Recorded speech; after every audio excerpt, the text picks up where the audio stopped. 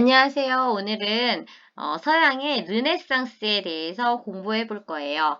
르네상스 많이 들어봤죠? 르는 RE, 네상스 시대로 다시 돌아간다는 뜻입니다. 네상스 시대는 어디예요? 고대입니다. 고대 그리스 로마. 그럼 왜 그리스 로마로 돌아갈까요? 그렇죠. 옛날 고대 그리스 로마의 인간 중심 사상으로 돌아간다는 뜻입니다. 그럼 왜 인간 중심으로 돌아갈까요? 오늘은 이것에 대해서 같이 공부 한번 해볼게요.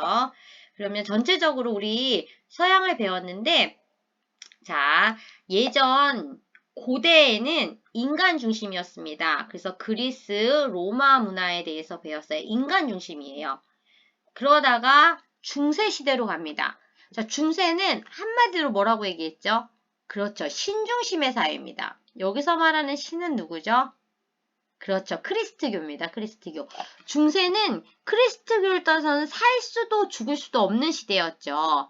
자, 그래서 중세에는 그림도 인간의 모습을 그리는 게 아니라 인간은 굉장히 간단하게 그리고 이 성모라든지 하나님 이런 것에 예수님 이런 모습을 굉장히 자세히 그리고 몸이 건조하게 그렸다고 해야 하나? 네, 이래서 사실적으로만 표현을 하고 성경의 말씀만 그림을 그리고 그랬습니다. 자, 그러다가 중세에 십자군 전쟁이 끝나고 십자군 전쟁에서 이슬람과 그리스도가 싸워서 누가 이겼습니까? 이슬람이 이겼죠. 하나님만 믿으면 모든 게 해결된다고 했던 이 중세의 십자군 전쟁의 패배는 굉장한 변화를 가져옵니다. 자, 그 다음에 또 이때 무슨 병에 도냐면, 그렇죠. 그 유명한 흑사병에 돕니다. 십자군 전쟁에서 졌죠. 하나님만 믿으면 병도 안 걸릴 것 같았는데 흑사병이 돌죠.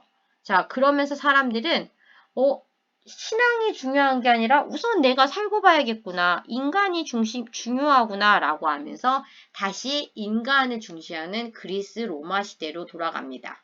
또 하나 1453년 오스만 티르쿠가 콘스탄티노플을 점령합니다. 이 콘스탄티노폴리스 비잔티움으로 불리다가 이제 이스탄불로 이름을 바꾸게 됩니다. 그러면서 이 콘스탄티노플이 오스만 티르쿠가 이슬람이기 때문에 이곳에 원래 살던 이 크리스티교인들은 가까운 로마로 가게 됩니다. 그래서 학자들이 많이 갑니다. 그래서 이 동로마 제국, 이 비잔티움 제국의 문화를 가지고 갑니다. 그러면서 새로운 인간 중심의 문화가 확대되는 것, 이것이 르네상스입니다. 그래서 르네상스의 발생 배경은 비잔팀 제국의 학자들이 이주했고, 자, 그 다음에 지중해 중심의 무역이 발달해요. 여기가 이탈리아의 피렌체인데 이 피렌체는 굉장히 지중해 상업이 발달합니다. 그래가지고 돈 많은 부자들이 많아지면서 자신들의 모습을 그려달라 이러면서 그림에 굉장히 관심이 많고 그림에 많은 돈을 빌려주게 투자하게 됩니다. 그러면서 이 예술가들이 돈 걱정 없이 예술 활동을 하게 되는 거죠. 그래서 물고기가 물을 만났다고 해야 되나? 그러니까 시대가 굉장히 예술이 발달할 정도로 경제적으로 부유해지면서 화가들과 이렇게 맞아 떨어진 시대가 이 르네상스입니다.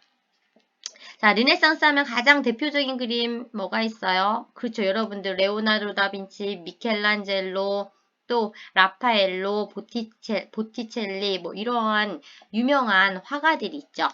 그 중에서 가장 유명한 화가 이 모나리자 한번 보겠습니다. 세계에서 가장 비싼 인물화라고 하죠. 왜 이게 가장 비쌀까요? 그렇죠. 중세에는 신중심의 사회이기 때문에 감히 인간의 모습을 잘 그리지 않았습니다. 그런데 이 그림 보세요. 인간이 어떻게 합니까? 딱하니 정면에 나와 있죠. 그 다음에 앞에 나와 있는 가까이 있는 사람은 굉장히 진하고 자세히 그렸습니다. 그 다음에 뒤에 있는 배경은 어떻게 됐죠? 그렇죠. 흐리고 작게 그렸습니다. 지금 우리 시각으로 보면 당연한 것 같은데 이것을 원근법이라고 하는데 예전에는 이게 없었죠. 왜 없었을까요? 그렇죠. 하나님의 시각으로 보기 때문에 이 하나님의 입장에서 보면 이 원근법이 보이지 않습니다. 인간의 모습으로 우리 눈에 보이는 대로 가까운 것은 크고 진하게, 멀리인 것은 작고 흐리게 보이는 게 인간의 시선이지 않습니까? 그래서 이것을 그렸기 때문에 굉장히 유명한 작품이 되었죠. 네, 프랑스에는 이 그림을 보기 위해서 많은 관광객들이 가기도 합니다. 이게 근대의 문을 열었다 라고 하는 작품, 이 모나리자입니다. 또 이 레오나르도 다빈치는 최후의 만찬이란 그림을 그렸습니다. 이건 예수님과 12제자의 모습을 그렸다고 하는데 이것도 가운데를 기준으로 굉장히 구도감 있게 그림을 그렸죠. 네, 되게 유명한 작품입니다. 한번 보세요. 네. 자, 다음 미켈란젤로입니다. 이 미켈란젤로는 화가이기보다는 조각상이죠. 그래서 이 미켈란젤로가 만든 다비드상입니다. 네, 다윗과 골리앗에 나오는 그 다윗이죠. 돌팔멜로 그 거대한 골리앗을 쓰러뜨린 그것을 그림 조각으로 만든 모양입니다. 굉장히 균형 잡혀 있고 남성의 인체에 대해서 자세히 그렸죠.